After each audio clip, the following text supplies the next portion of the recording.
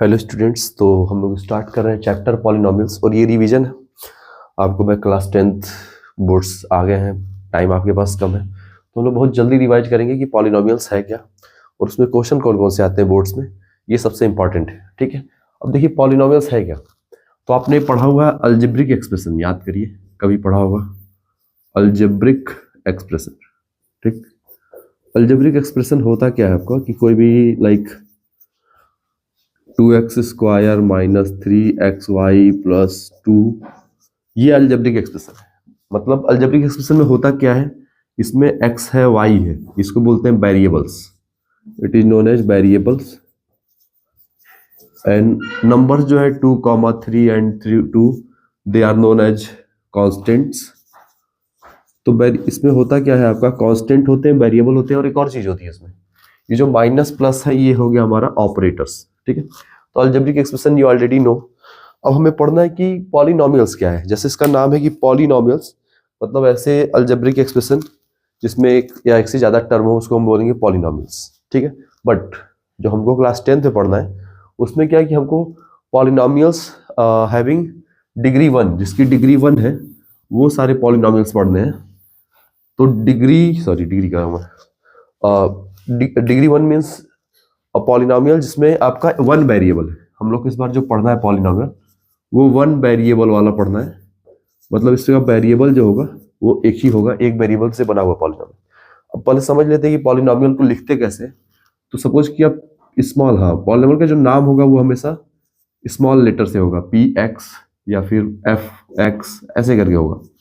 और फिर उसको लिखा कैसे जाएगा, लिखेंगे ऐसे, जैसे मैंने लिख लिया a1 x to the power n plus a2 x to the power n minus 1 plus a3 x to the power n minus 3।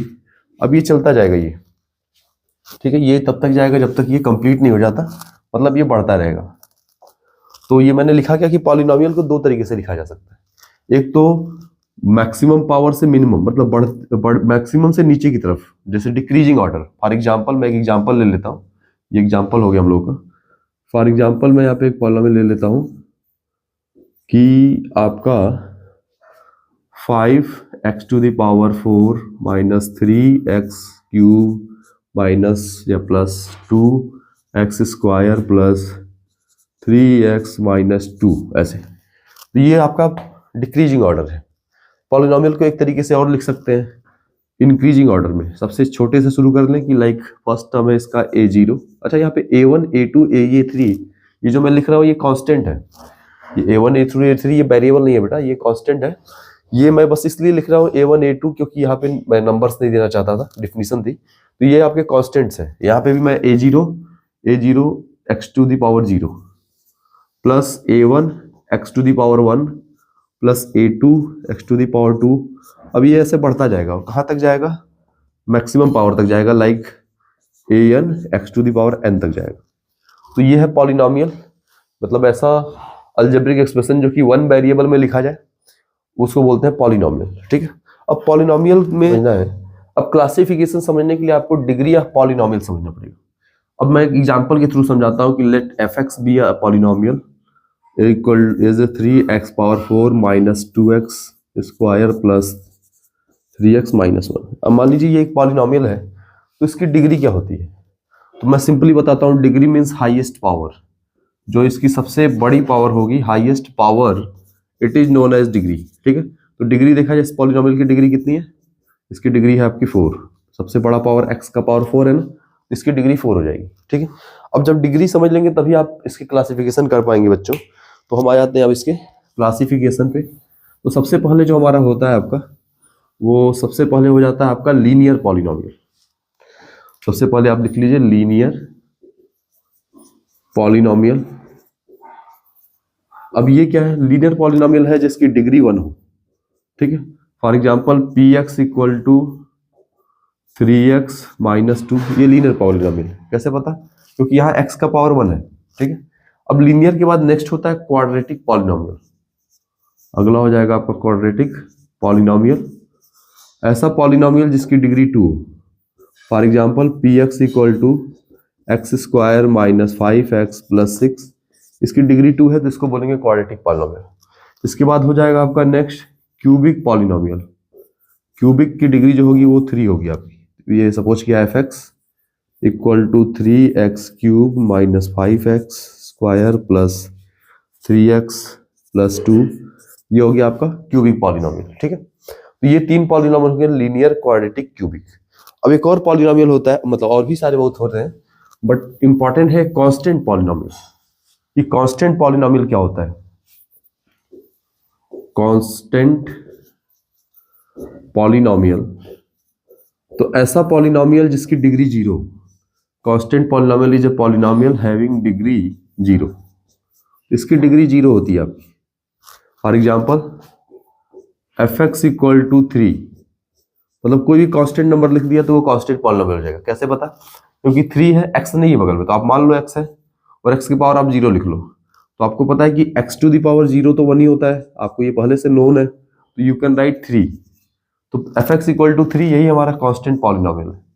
ठीक है, तो कांस्टेंट पॉलिनोमियल को आप कह सकते हैं क्या कि ऐसा पॉलिनोमियल जिसकी डिग्री 0 है उसको कांस्टेंट पॉलिनोमियल कहेंगे। अब एक और पॉलिनोमियल है जिसकी डिग्री अनडिफाइंड है। एक ऐसा पॉलिनोमियल है जिसकी डिग्री अनडिफाइंड है, और ये एमसीक्यू के लिए इंपॉर्टेंट है बच्चों की, आ सकता है कि constant what is the polynomial degree of polynomial of zero polynomial of नहीं, जीरो पॉलिनोमियल। एक पॉलिनोमियल होता है जिसको बोलते हैं जीरो पॉलिनोमियल। तो F X equal to 0, 0 is known as zero polynomial.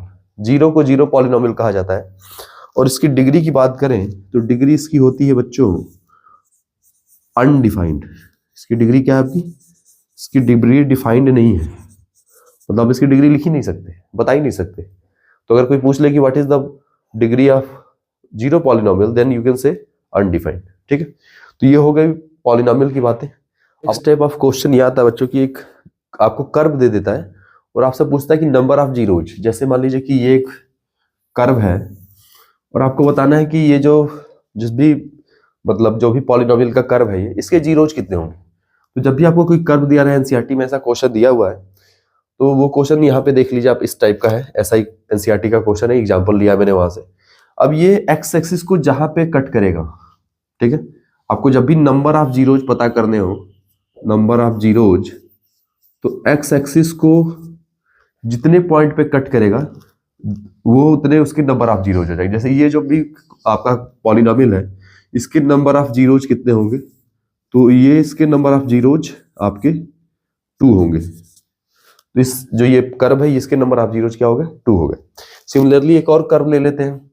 Suppose किया कि इस कर्व को हटा देता हूं मैं और हम एक और कर्व बना लेते हैं।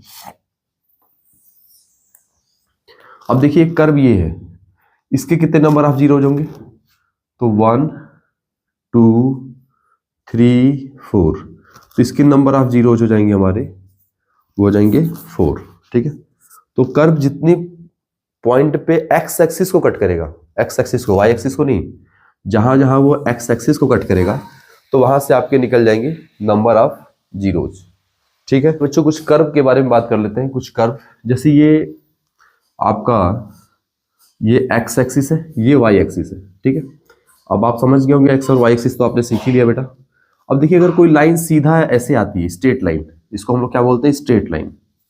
ठीक, तो ये स्ट्रेट लाइन है, तो इसका इक्वेशन क्या है? ये लीनियर इक्वेशन है, मतलब ये 3x plus 2y, sorry y नहीं, 3x जो हमारा लीनियर पॉलिनोमियल है, आप उसको स्ट्रेट लाइन कह सकते हैं। 3x प्लस 2 जो है, इसको आप स्ट्रेट लाइन बोल सकते हैं। ठीक है, सिमिलरली जो हमारा क्वाड्रेटिक, मेन हमारा क्या है? Quadratic polynomial. तो क्वाड्रेटिक पॉलिनोमियल हम लोग का ज्यादा आता है, क्योंकि क्वाड्रेटिक आपको इक्वेशन भी पढ़ना है। तो क्वाड्रेटिक पॉलिनोमियल 2 टाइप के होते हैं। ये तो स्ट्रेट लाइन बनाया था मैंने।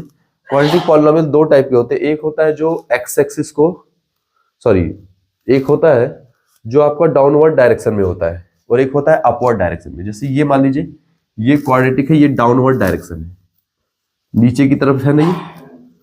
तो अगर ये क्वाड्रेटिक का कर्व आपका डाउनवर्ड डायरेक्शन में बनता है, मतलब नीचे डायरेक्शन में, तो जनरली आपने क्वाड्रेटिक इक्वेशन पढ़ा है बच्चों, तो वहां पे उसका इक्वेशन होता है ax² plus bx plus c।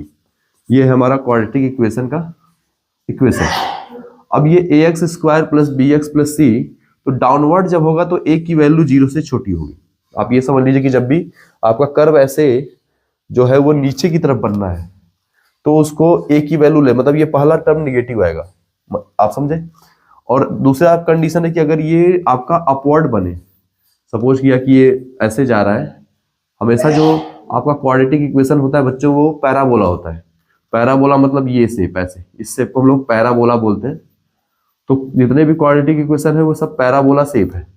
तो पैराबोला चार टाइप के होते हैं, लेकिन यहाँ पे आपको दो पढ़ना है। एक है कि जो ऐसा अपवर्ड की डायरेक्शन में होगा, ऊपर की तरफ खुला होगा, तो अपवर्ड वाला हम लोग ज्यादा पढ़ते हैं।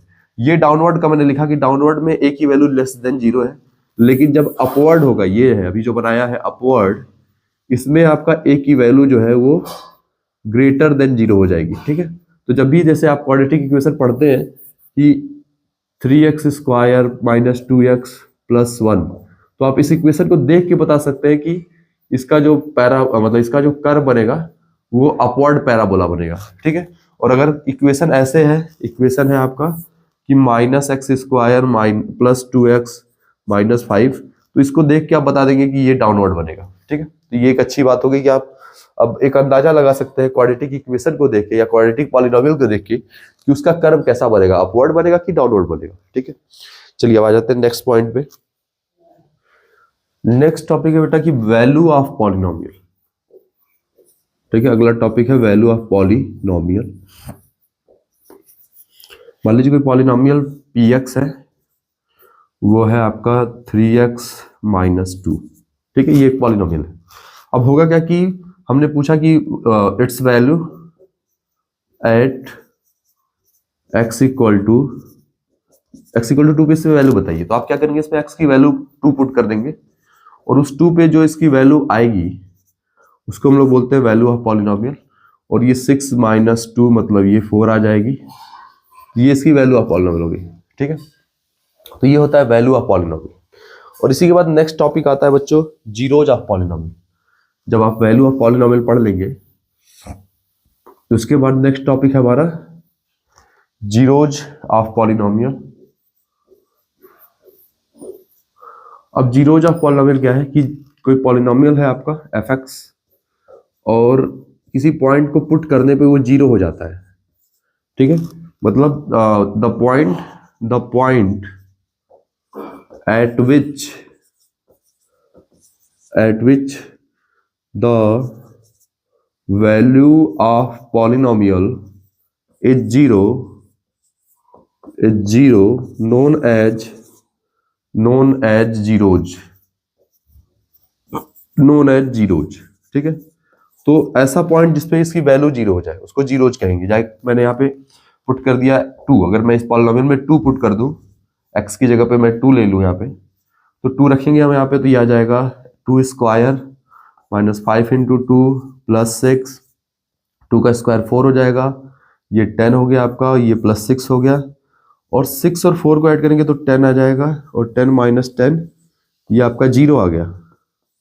ठीक है, तो ये 2 को पुट करने पे जो पॉलिनोमियल की वैल्यू आई वो 0 आई, तो हमारा जो 2 है वो इसको बोलेंगे जीरोज ऑफ द पॉलिनोमियल। तो इस पॉलिनोमियल का जीरोज, एक जीरोज हो गया 2। ठीक है, अब इसके बाद एक और इंपॉर्टेंट पॉइंट बता देता हूं कि जितने डिग्री का पॉलिनोमियल होता है उतने उसके जीरोज होते हैं। जैसे जिस पॉलिनोमियल की डिग्री देखी जाए तो 2 है। आप ध्यान से देखिए कि ये क्वाड्रेटिक पॉलिनोमियल है, और अभी मैंने बताया था कि क्वाड्रेटिक पॉलिनोमियल की डिग्री क्या है, इसकी डिग्री 2 है। इट मीन्स, इसका मतलब है कि इसके 2 जीरोज होंगे। It has 2 zeros. ठीक है, जिसमें से एक हमने पता लगा लिया, एक अभी मैंने पता लगाया कि इसका एक जीरोज क्या है, 2 है, और इसका दूसरा जीरोज 3 है। आप देखिए इसकी वैल्यू 3 पे भी 0 होगी। अगर जैसे मैंने 2 पुट किया है उसी तरह मैं अगर यहाँ 3 पुट कर दूं तो भी ये 0 हो जाएगा, और 3 का स्क्वायर माइनस 5 इंटू 3 प्लस 6, और ये देखेंगे आपकी 3 का स्क्वायर 9 माइनस 15 प्लस 6, और ये हो गया 15 माइनस 15, और ये भी 0 आ गया। ठीक है, तो यहाँ पे इसके 2 जीरोज आ गए। जितने डिग्री का पॉलिनोमियल होगा, जैसे क्यूबिक पॉलिनोमियल है तो उसके 3 जीरोज होंगे, ठीक है, जितने डिग्री का पॉलिनोमियल है उसके उतनी जीरोज होते हैं। जो मेनली पढ़ना है वो हमें क्वाड्रेटिक पॉलिनोमियल ही पढ़ना है। तो क्वाड्रेटिक पॉलिनोमियल अब मैं आपको बता देता हूँ क्या होता है। तो ऐसा पॉलिनोमियल जो ऐसे लिखा जाए ax² plus bx plus c, मतलब जिसकी डिग्री 2 है वो क्वाड्रेटिक पॉलिनोमियल है। अब यहाँ पे एक हम लोग पढ़ते हैं इंपॉर्टेंट टॉपिक की relationship between zeros and coefficients of polynomial, ठीक है। तो पहले समझ लेते हैं कोफिशिएंट ऑफ पॉलिनोमियल क्या होता है। तो आइए कोफिशिएंट ऑफ पॉलिनोमियल देखिए।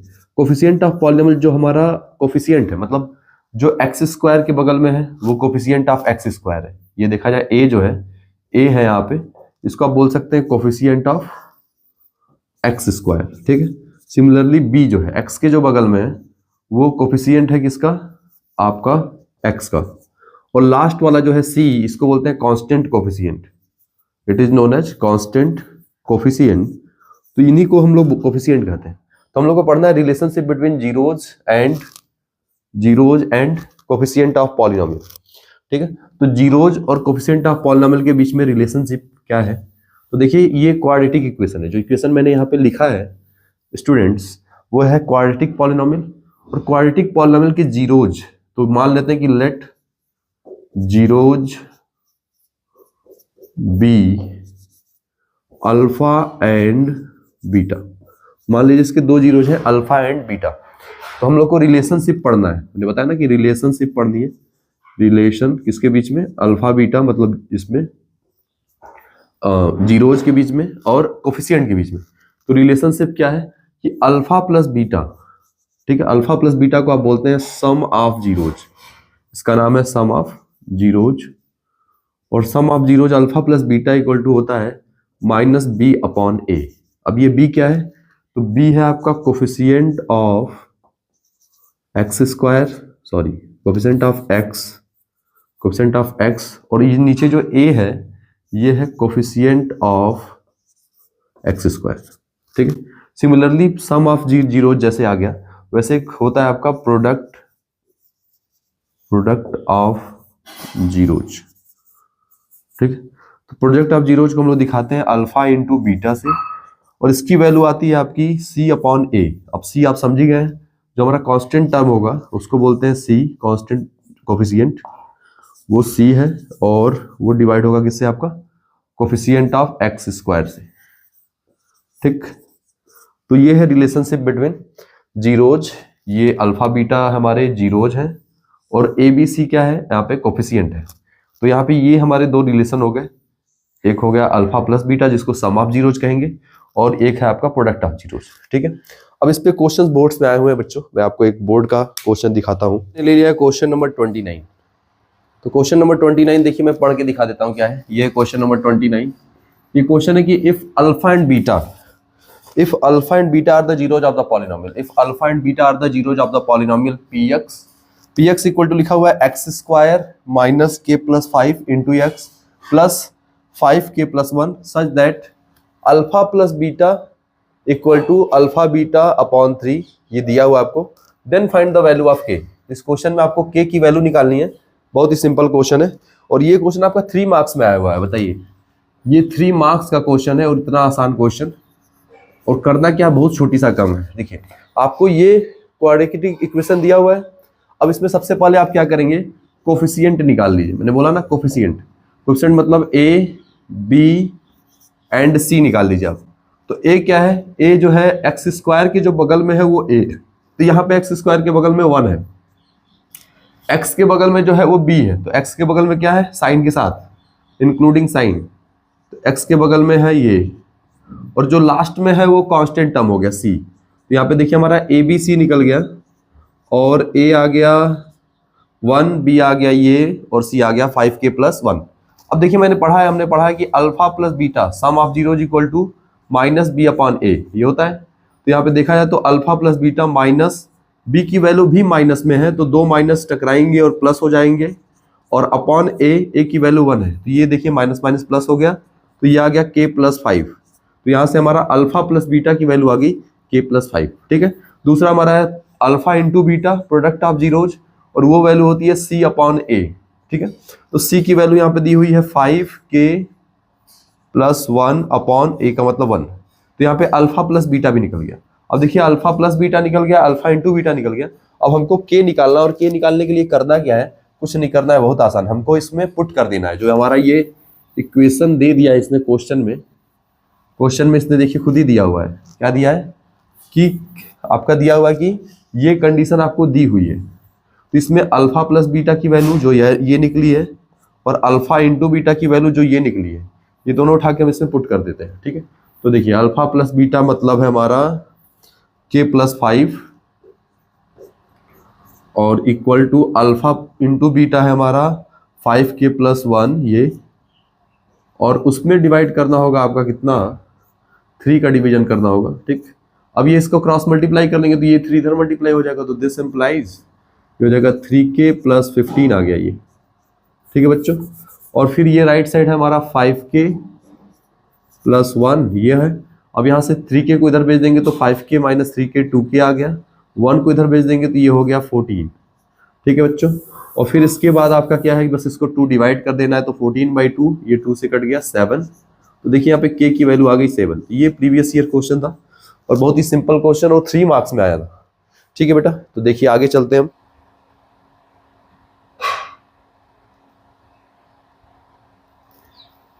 देखिए नेक्स्ट क्वेश्चन है हमारा, if alpha beta are the zeros of the quadratic polynomial. ठीक है, अब एक हमारा क्वाड्रेटिक पॉलिनोमियल है जिसके जीरोज अल्फा बीटा है, और ये क्वाड्रेटिक पॉलिनोमियल है क्या आपका, वो है आपका x² + 3x + 2। ये क्वाड्रेटिक पॉलिनोमियल है जिसके जीरोज क्या है हमारे, अल्फा और बीटा है। ठीक है, तो अल्फा प्लस बीटा यहाँ से हम निकाल सकते हैं, अल्फा प्लस बीटा -b/a होता है। तो b की वैल्यू आपको पता है, ये a होता है, ये b होता है, ये c है। a का मतलब 1 है, b का मतलब 3 है, c का मतलब 2 है। ठीक, तो ये हो गया -b मतलब 3/a का मतलब हो गया 1। तो ये आ गया आपका। ठीक है, और फिर निकाल लीजिए आप अल्फा इंटू बीटा जिसकी वैल्यू होती है c/a, और c का मतलब 2 है यहाँ पे, तो a की वैल्यू 1 है। ठीक है, तो यहाँ से आपका अल्फा प्लस बीटा आ गया, अल्फा प्लस बीटा है -3 एंड अल्फा इंटू बीटा है 2। ठीक, अब ये दोनों चीजें आ गई, तो हमको करना क्या है इस क्वेश्चन में कि form a quadratic polynomial whose zeros are this and this. अब मुझे एक नया क्वाड्रेटिक पॉलिनोमियल बनाना है जिसके जीरोज ये दोनों हो। ठीक है, अब इसके लिए मैं आपको एक कॉन्सेप्ट बताता हूँ कि अगर हमें क्वाड्रेटिक पॉलिनोमियल बनाना होता है, तो अगर आपको क्वाड्रेटिक पॉलिनोमियल बनाना है तो उसका तरीका क्या है कि x² - sum of zeros into x plus product of zeros. मतलब फार्मूला होता है क्वाड्रेटिक पॉलिनोमियल बनाने का कि x² - alpha plus beta that mean sum of zeros into x plus product of zeros that mean this. ये है आपका quadratic polynomial बनाने का तरीका। तो अब यहाँ पे जो हमको क्वाड्रेटिक पॉलिनोमियल बनाना है उसके जो जीरोज है वो है जीरोज आपके alpha plus 1 and beta plus 1। ये जीरोज नए जीरोज है। ठीक है, तो इनका पहले हम सम ऑफ जीरोज निकाल लेते हैं।